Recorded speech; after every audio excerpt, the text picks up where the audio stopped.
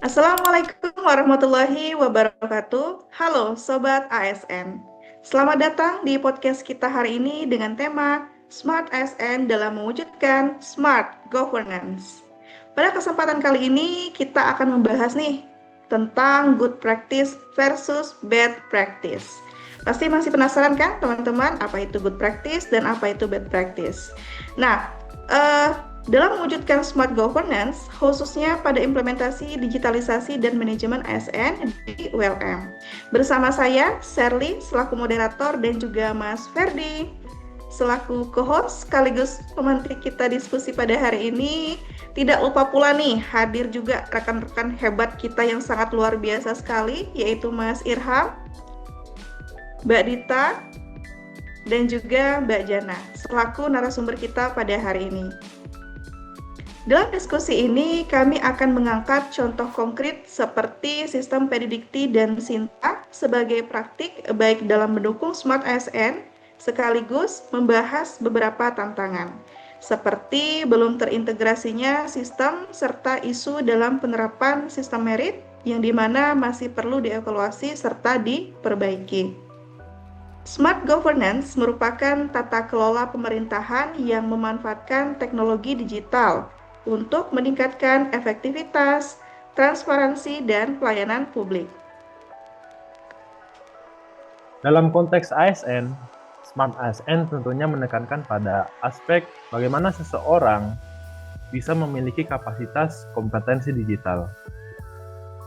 Kemudian juga berkaitan dengan bagaimana ia memiliki semangat kolaboratif serta jiwa profesional. Oke, tanpa berlama-lama lagi, mari kita mulai ya dari contoh good practice. Mbak Jana, menurut pandangan Mbak Jana nih, bagaimana sistem Pedidikti menjadi contoh Smart ASN dalam digitalisasi? Salah satu contoh good practice dalam sistem Pedidikti itu membantu integrasi data akademik nasional, sehingga data mahasiswa dan dosen itu menjadi lebih transparan dan terstandar. Wah, sangat menarik ya. Melalui sistem tersebut, tentunya kita bisa mengetahui rekam jejak pendidikan, riwayat pendidikan dari seseorang, baik itu mahasiswa maupun dosen. Sistem ini tentunya sangat berguna nih bagi para pihak. Ketika ingin melakukan verifikasi, itu tidak perlu repot-repot lagi, tinggal membuka sistem ini semuanya bisa terverifikasi. Nah, kira-kira apa sih kunci yang membuat sistem ini dianggap berhasil dan menjadi salah satu indikator dari good practice? Menurut saya, kunci keberhasilan dari Pedidikti itu ada 3 hal utama. Pertama, digitalisasi yang terpusat. Semua data akademik dari berbagai perguruan tinggi dikumpulkan dalam satu sistem nasional. Jadi tidak lagi nih tersebar atau dikelola secara terpisah-pisah. Ini membuat pengelolaan data jadi lebih rapi dan terintegrasi. Kemudian yang kedua, ada standar data nasional. Artinya, setiap kampus itu menggunakan format dan aturan pelaporan yang sama, sehingga data mahasiswa dan dosen menjadi seragam dan mudah untuk dibandingkan. Ini penting supaya tidak ada perbedaan persepsi atau ketidaksesuaian informasi. Kemudian yang ketiga itu monitoring yang berkelanjutan. Pemerintah kita itu tidak hanya membuat sistemnya, tetapi juga terus melakukan pengawasan dan evaluasi. Jadi pelaporan data bukan sekedar formalitas saja, melainkan benar-benar dijaga kualitas dan keakuratannya.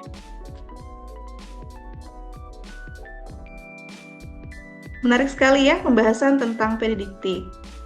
Jika Pedidikti berfokus pada integrasi digital data akademik, lalu bagaimana dengan digitalisasi kinerja penelitian dosen? Mungkin dari Mbak Dita, silahkan.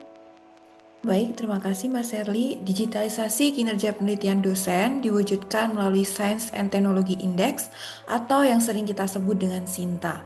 SINTA menjadi salah satu wujud implementasi Smart ASN, khususnya pada aspek digitalisasi kinerja dosen. Kunci keberhasilan SINTA dalam mewujudkan smart governance terletak pada beberapa aspek seperti integrasi data kinerja dosen, transparansi dan akuntabilitas publikasi dosen yang berbasis data, standarisasi indikator kinerja nasional berdasarkan nilai skor Sinta, serta adanya budaya kerja berbasis teknologi.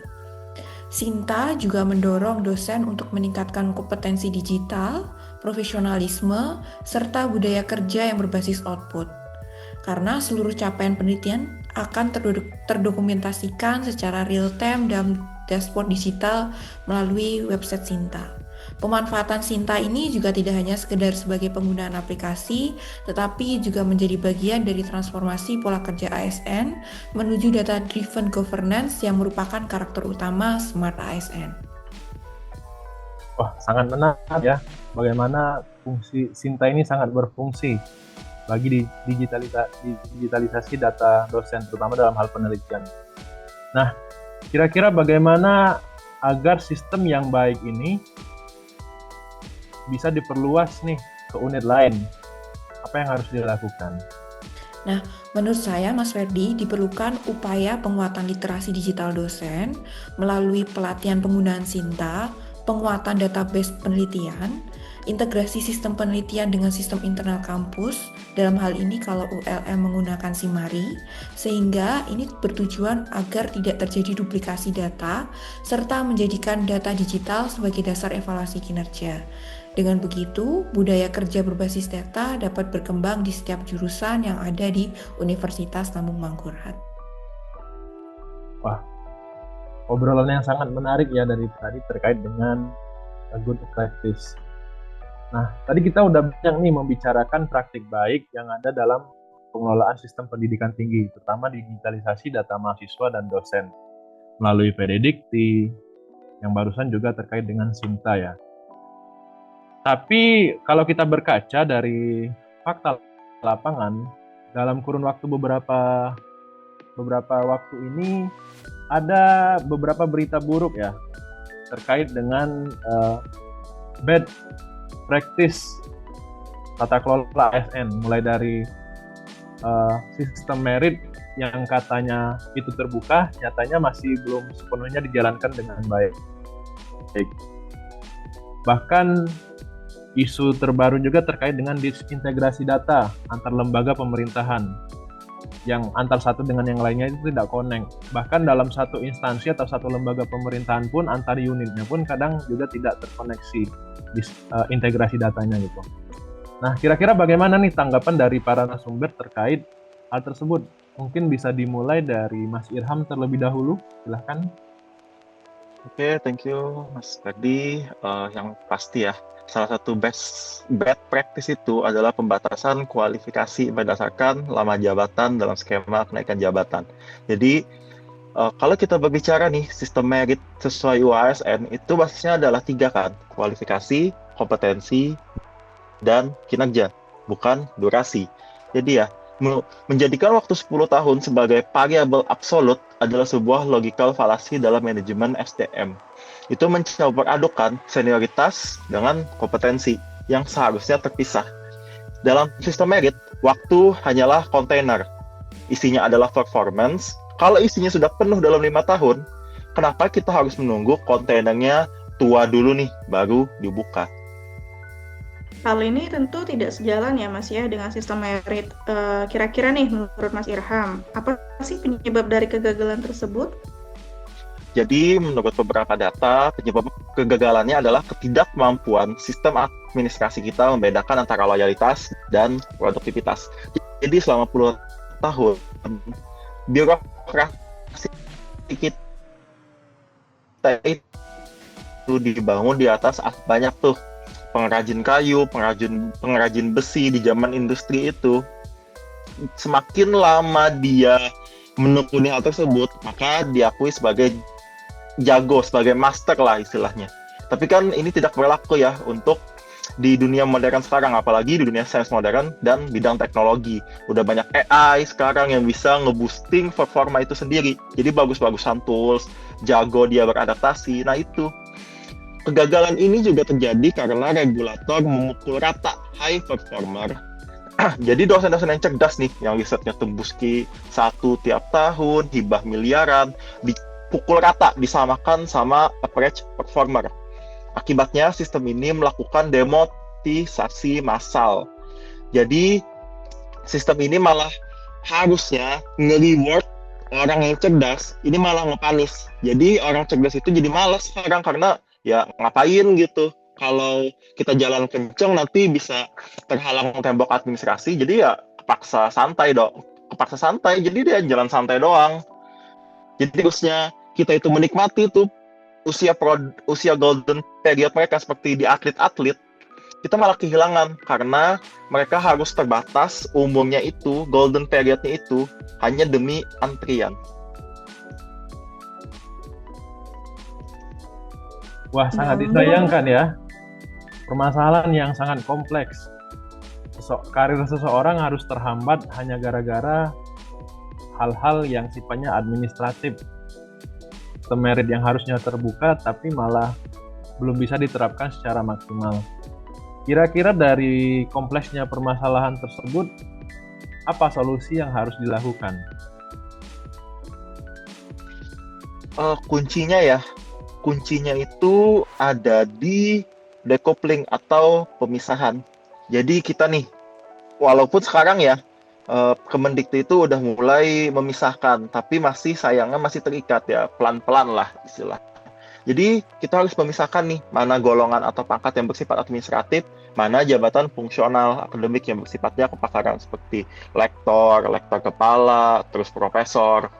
Nah, jadi mencegah ini berulang berarti menghapus syarat durasi kaku dari regulasi kenaikan jabatan di manajemen talenta korporasi global. Ini disebutnya Agile Performance Management.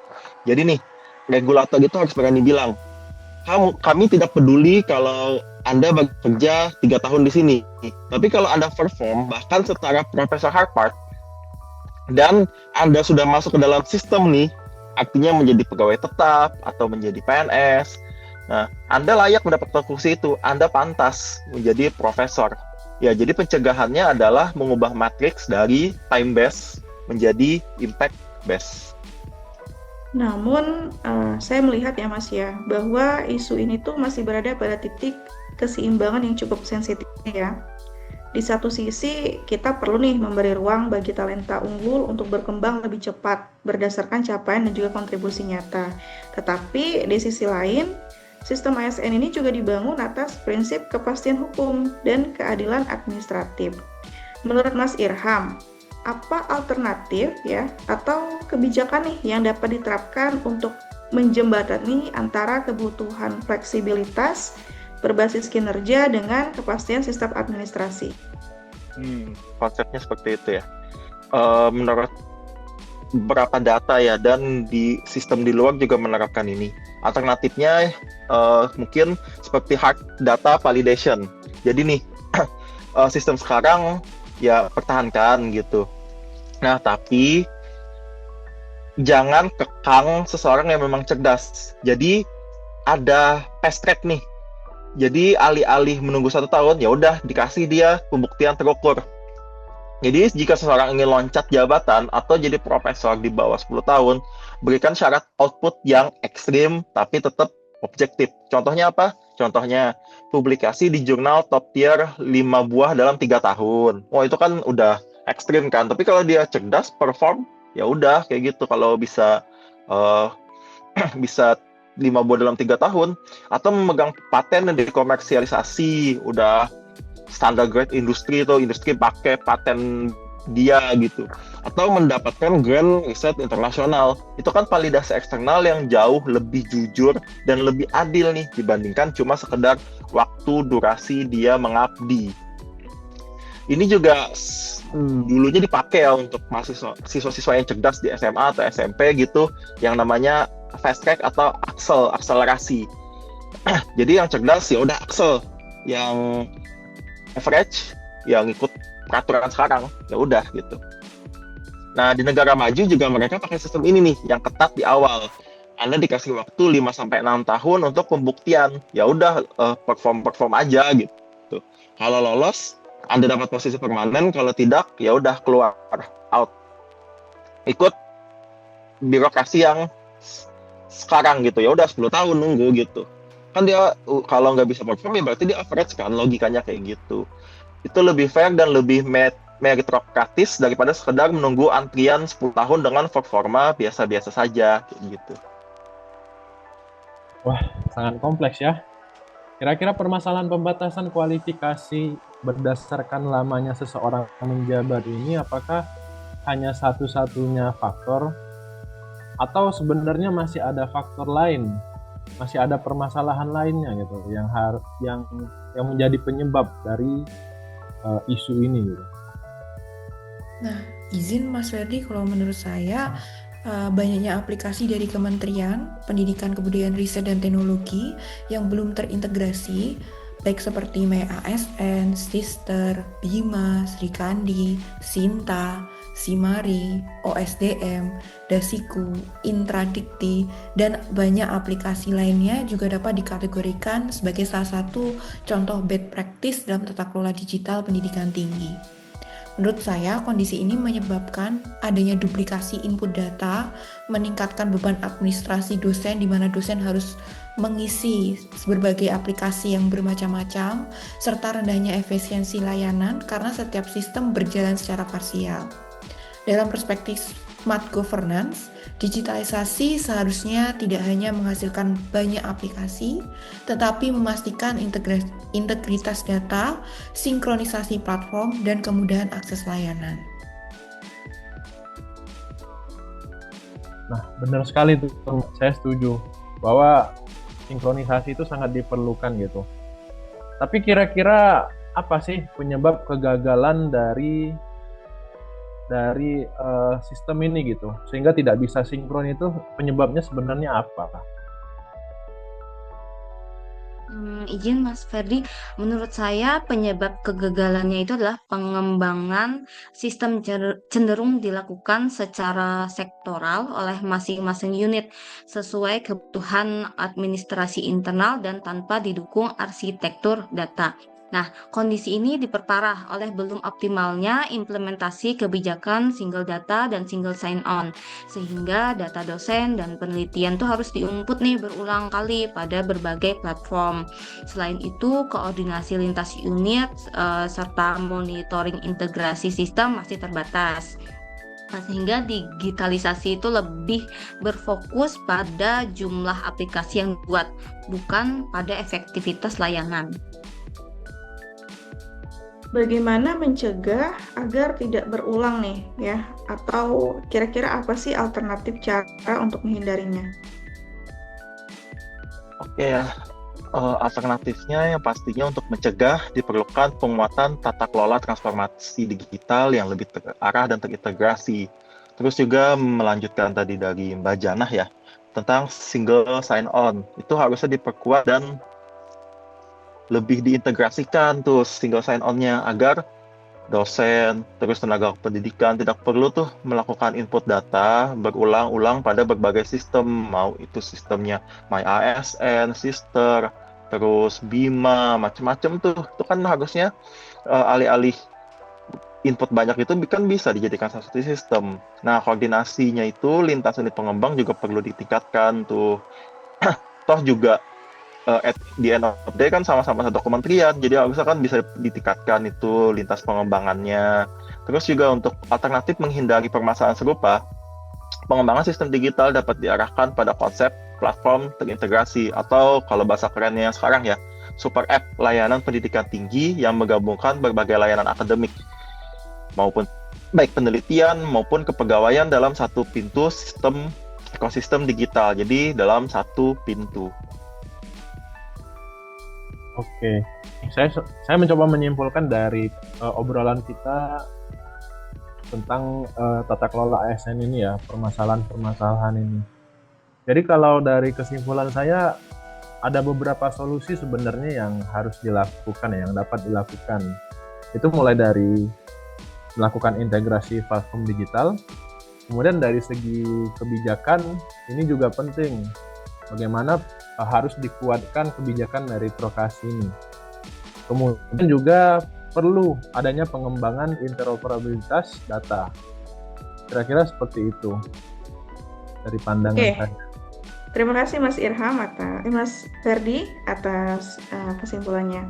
Baik, sebelum kita tutup, saya ingin satu kalimat ya dari masing-masing narasumber. Kira-kira nih menurut ketiga narasumber yang hebat kita pada hari ini, apa kunci utama dalam mewujudkan Smart ASN? Mungkin dari Mas Irham dulu, silakan. Oke, satu kata, satu kalimat, kolaborasi antar sistem dan peningkatan kompetensi ASN menjadi faktor penting. Digitalisasi bukan hanya membuat aplikasi, tetapi memastikan integrasi dan efektivitas. Dengan demikian, Smart ASN dapat terwujud secara optimal. Berbicara Smart ASN tentunya bukan hanya ASN yang melek teknologi ya, tetapi bagaimana ASN yang profesional, adaptif, dan mampu memanfaatkan digitalisasi untuk menciptakan tata kelola pemerintahan yang efektif dan berkeadilan. Oke, terima kasih atas diskusinya teman-teman. Sampai jumpa di podcast kita berikutnya. Salam ASN. Salam ASN. ASN. Wassalamualaikum warahmatullahi wabarakatuh. Waalaikumsalam. Assalamualaikum warahmatullahi wabarakatuh.